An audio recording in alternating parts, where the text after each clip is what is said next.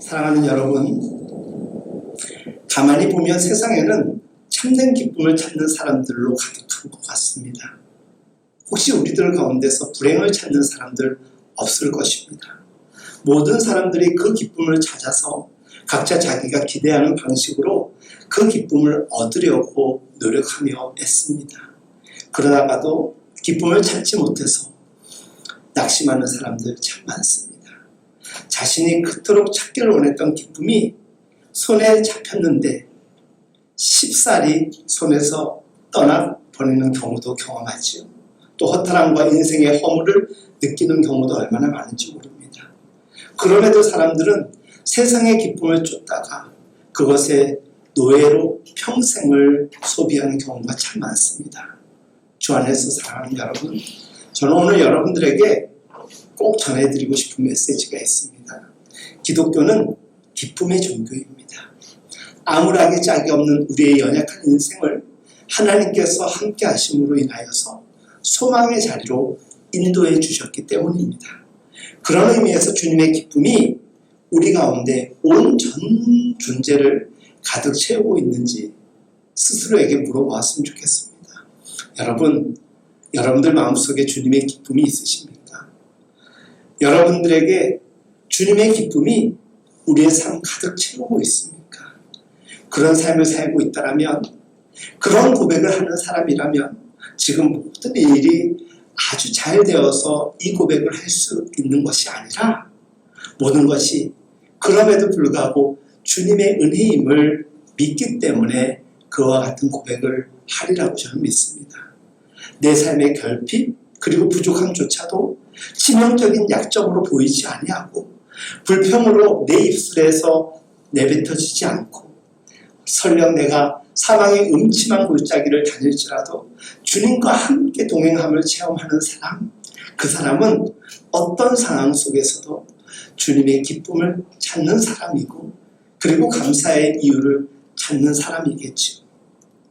오늘도 1부 예배를 드리고 2부 예배를 드리면서 하나님, 우리 교회는 적은 교회인데 많은 사람들이 예배를 드리지 않는데 이 4단계 너무 혹독합니다.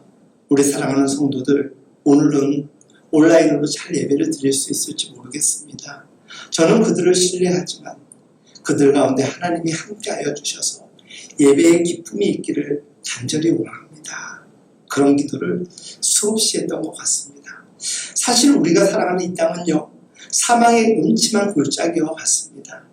눈을 조금이라도 돌리거나 우리의 발걸음에 조금이라도 잘못 내딛으면 우리는 영락없이 떨어질 수밖에 없는 인생입니다.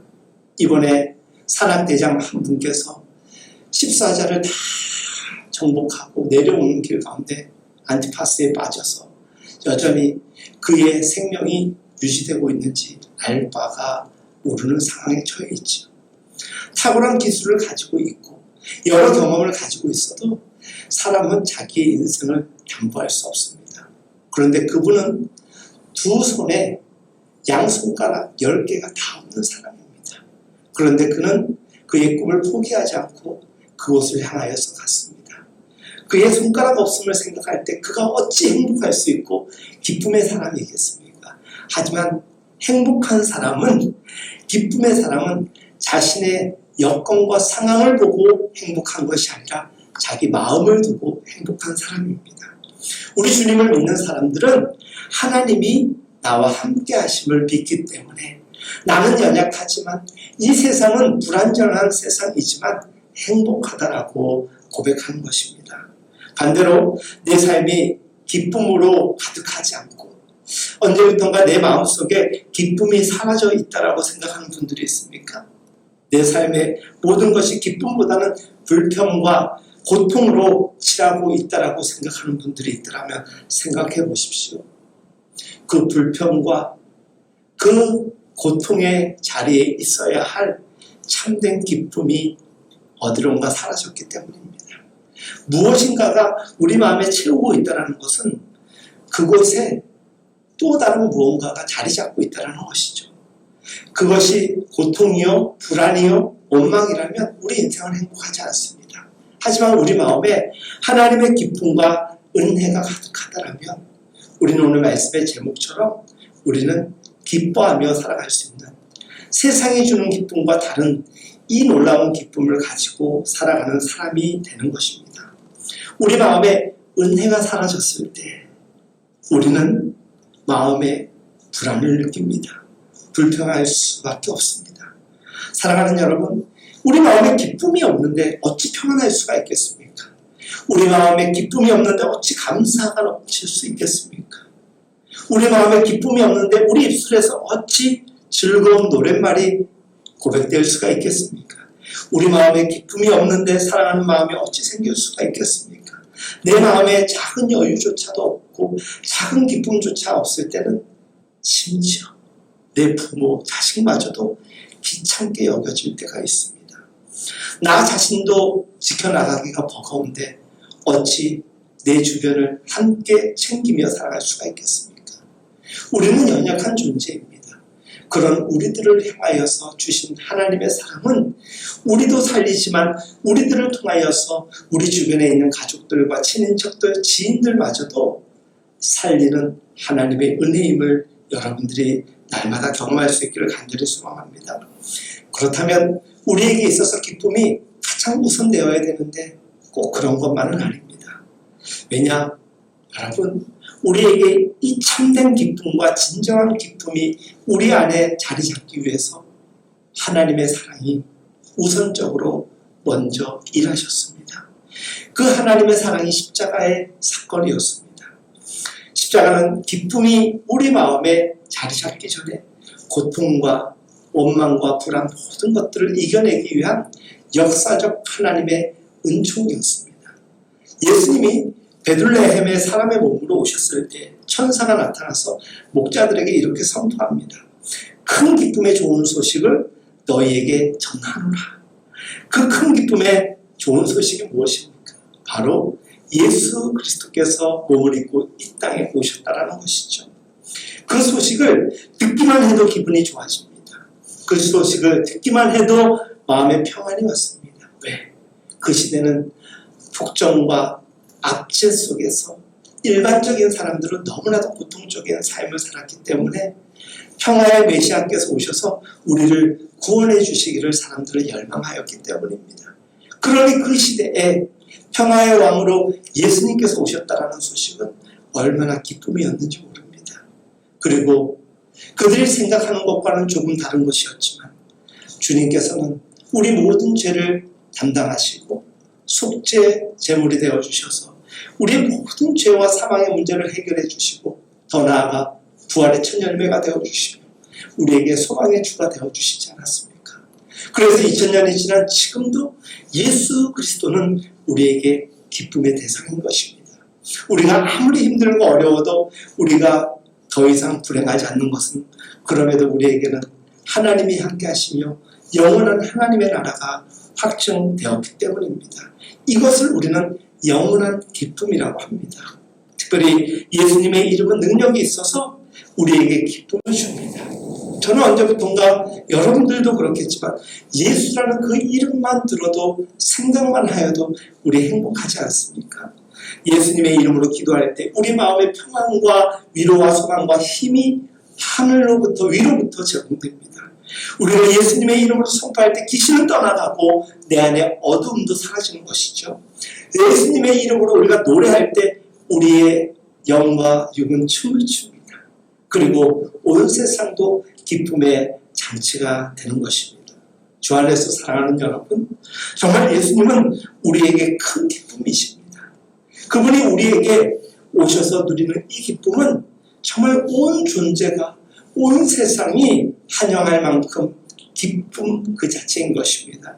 주님이 내 안에 오셔서 큰 기쁨을 누리며 사는 것, 사실 이것은 우리 그리스도인들의 생존 방식이자 우리의 참된 행복의 근원이 되는 것입니다.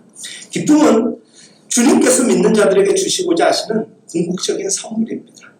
여러분, 많은 사람들이 여러분들에게 제 아무리 좋은 걸 준다고 하여도 하나님이 우리에게 기쁨과 평안 주지 않으면 모든 것들은 우리에게 분열과 아픔의 요소가 갖게 되지 않습니다.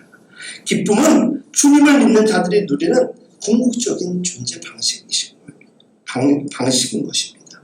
세상 사람들은 세상의 척도로 살아가지만 우리 그리스도인들은 하나님의 사람, 천국의 사람, 하나님의 사람으로서 이 땅에 하나님의 방식으로 살아가는 사람들입니다. 그렇다면 어떻게 그 기쁨을 우리는 궁극적으로 누리며 살아갈 수가 있을까? 오늘 본문 요한복음 15장 11절은 우리에게 이야기하고 있습니다. 내가 이것을 너희에게 이름은 내 기쁨이 너희 안에 있어 너희 기쁨을 충만하게 하려 함이라. 여기 요한복음 15장 11절에 처음에 시작되는 말씀, 내가 이것을 너희에게 이름은, 그렇다면 여기에서 이것이라는 그 전의 내용이 무엇인가에 대하여서 우리는 생각해 보아야 됩니다. 그것은 포도나무 가지의 비유입니다. 성경은 나는 포도나무요 예수님을 일컬어 이야기한 것입니다. 내 아버지는 농부요 우리는 그의 가지라는 것입니다. 이 비유의 핵심은 우리가 주님의 포도나무의 가지라는 것입니다. 우리가 그 안에 붙어있는 존재라는 것입니다. 그래서 주님은 내 안에, 너희가 내 안에 거하면 내가 너희를 사랑할 것이고 아무것도 할 수 없을 위기의 상황 속에서도 내가 너희를 지킬 것이라고 말씀하신 것입니다. 우리는 포도나무에 걸려있는 생명의 가지입니다. 우리가 주님에게 걸려있지 않으면 우리는 아무 의미 없는 존재인 것입니다. 사랑하는 여러분, 비바람이 불고 눈보라가 닥쳐도 그분에게 우리가 붙들린 바 되어 있다면, 우리가 주님께 붙들려 있다면 어떤 폭풍우가 우리를 휘몰아쳐도 주님과 같이 흔들릴지언정 우리는 쓸려 내려가지 않을 것입니다. 혹독한 추위에도 주님과 같이 추위마저도 견딜 수가 있는 것이고, 광야에 뜨거운 햇살을 받는다 하더라도, 물 한 방울 없다 하더라도 우리는 견디어낼 수가 있을 것입니다. 끝내 주님 안에 거하는 우리들에게는 결과적으로 기쁨이 자리 잡기 때문입니다. 사랑하는 여러분, 이 기쁨, 세상이 줄 수 없는 이 기쁨, 우리는 얼마나 기대하고 고대하고 있습니까? 갈망하고 있습니까? 여러분, 세상이 줄 수 있는 기쁨은 한시적입니다. 있다가도 없어지는 것이고 오래 있는 듯 하지만 제한적 시기에 갇혀 있습니다. 하지만 하나님의 기쁨은 영원한 기쁨인 것입니다. 주님은 바로 이 기쁨이 나의 기쁨이요 나의 이 기쁨을 너희에게, 우리에게 주시겠다라고 약속의 말씀을 허락하여 주셨습니다. 그래서 우리의 기쁨이 주님의 기쁨으로 충만하게 될 때 우리는 영원한 평안과 안식을 누릴 수 있습니다. 왜 우리가 이 땅에서 살아가는 존재로서 힘겹고 어렵고 아픈 일이 없겠습니까? 지금도 힘들고 아프고 여전히 고통스러운 삶의 자리에 처해 있는 분들 계실 것입니다. 그럼에도 우리에게 소망과 기쁨의 근원 되신 주님이 계시기 때문에 오늘을 이겨낼 수 있는 것이겠죠. 주 안에서 사랑하는 여러분, 주님이 주시는 기쁨, 이 주님이 주시는 기쁨은 세상의 쾌락과 오락이 주는 기쁨과는 다른 것입니다. 그러나 많은 사람들은 잠깐의 쾌락, 잠깐의 쾌감, 잠깐의 위로, 잠깐의 만족을 위해서 살아갑니다. 그렇기 때문에 우리 인생들의 삶의 현장을 보면은 비참함이 얼마나 많은지 모릅니다. 허탈해하는 이들이 얼마나 많은지 모릅니다. 어떤 이들을 바라보면 한숨을 쉽니다. 탄식을 내어냅니다. 아쉬움 속에 원망이 가득한 삶을 삽니다. 대개는 그 잠깐의 쾌락조차도 얻지 못한 것에 대하여 비관하여 생명을 포기하는 이들도 있습니다. 어떤 이는 잠깐의 쾌락이 너무 빨리 우리에게서 떠나버리죠. 한 번만, 다시 한 번 나에게 와달라고 속절없이 배들리는 불쌍한 이들의 모습도 얼마나 발견하게 되는지 모릅니다. 자신의 삶을 그 쾌락의 깊은 웅덩이에 스스로 자멸시키고 마는 이들이 이 땅에 얼마나 많은지 모릅니다. 사랑하는 여러분, 진심으로 기쁨을 주는 그 무엇이 주님 안에 있어야 함을 여러분들 다시 한번 마음속에 깨달으시기를 바랍니다. 내가 하는 일의 발전이 우리에게 기쁨이 될 수가 없습니다. 사람들로부터 인정받는 것이 우리에게 영원한 기쁨이 될 수 없습니다. 우리가 특별히 남들과는 비교할 수 없는 일들을 경험한다는 그 캐리어가 우리에게 영원한 기쁨이 될 수 없습니다. 찬송가 342장에 보면 저 장미꽃 위에 있을 하나님과 동행하는 그 은밀하고도 깊은 기쁨을 다른 사람은 경험할 수 없다라고 고백합니다. 제가 그 1절을 부족한 노래 솜씨지만 함께 여러분들과 나누고 싶어서 불러보도록 하겠습니다. 저 장미꽃 위에 있을 아직 맺혀 있는 그때에 귀에 흐르는 소리 들리니 주음 성부 명하다.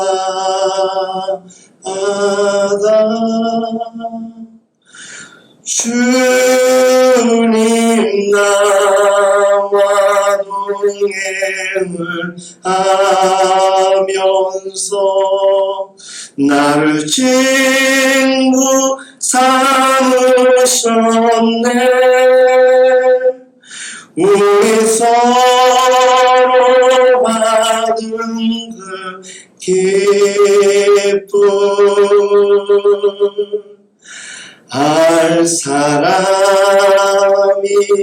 없도다.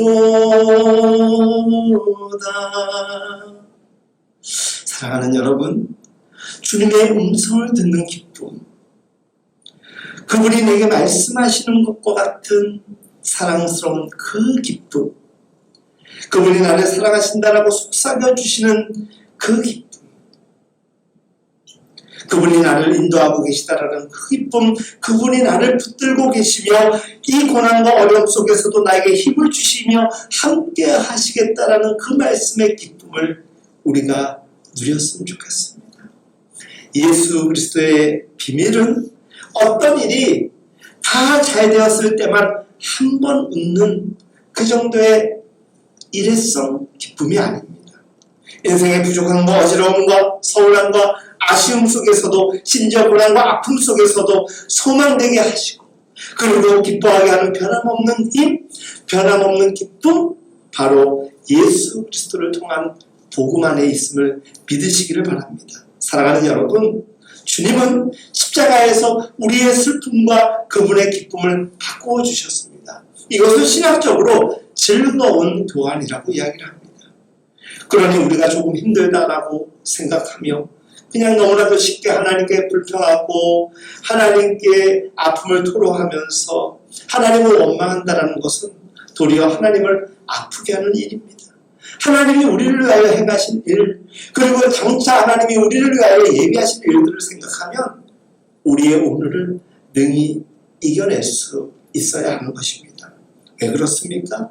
십자가를 지심은 우리에게 우리가 감당해야 될 죄의 값, 사망마저도 주님이 몸소 다 책임져 주셨기 때문에 우리가 이 땅에서 감당해야 될 지금의 그 어떤 것이라고 한들 감당해낼 수 있습니다.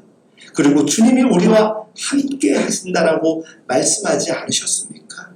사도 바울은 자신이 감옥에 갇혔을 때 빌립보 교인들에게 가장 강조한 것이 기쁨이었습니다. 기뻐하라, 주 안에서 기뻐하라, 내가 다시 말하노니 기뻐하라. 데살로니가 교인들에게도 항상 기뻐하라라고 말씀을 전하였습니다. 왜 그렇습니까?